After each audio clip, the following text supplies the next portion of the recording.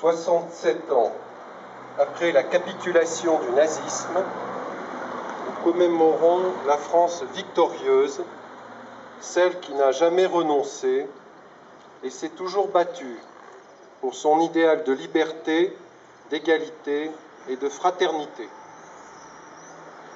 Nous saluons la mémoire de tous les artisans, illustres ou anonymes de cette victoire, soldats de l'ombre, héros de la France libre ou agents de l'État dressés contre un ordre coupable, souvent au prix de leur vie. Parmi eux, de nombreux policiers, vos aînés, se sont battus pour protéger leurs concitoyens et faire triompher les valeurs de notre République. Policiers de France, vous êtes les dignes héritiers de ces hommes et de ces femmes, et en ce jour d'hommage solennel, c'est à vous que la nation tient à manifester sa reconnaissance et son estime. Nous voulons vous dire notre reconnaissance, car nous savons ce que nous devons à votre action juste et résolue.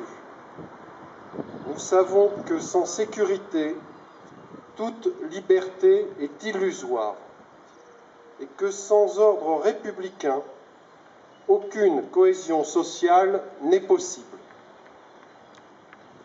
Mais nous voulons aussi vous dire notre estime, car nous mesurons combien est admirable et difficile l'engagement que vous prenez au service de notre pays, cet engagement de policier qui n'est pas anodin. C'est un engagement contraignant qui implique chacun d'entre vous personnellement autant que ceux qui vous sont proches.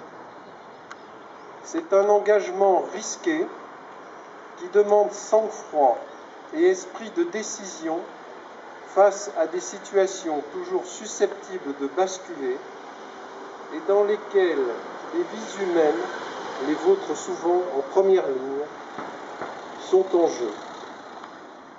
C'est un engagement total que vous répétez jour après jour, sans hésitation, et avec ce courage silencieux qui est celui des vrais héros. À chacun d'entre vous, personnellement, je veux dire notre respect. À ceux et celles d'entre vous qui ont été blessés cette année dans l'accomplissement de leur mission, je veux dire plus particulièrement notre soutien et nos vœux de complet rétablissement.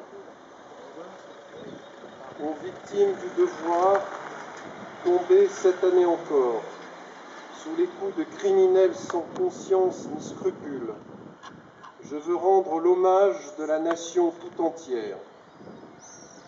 Que leur exemple, comme celui des hommes et des femmes tombés pour la liberté au cours de la Seconde Guerre mondiale, soit toujours pour nous un modèle et une inspiration à défendre notre République et ses valeurs.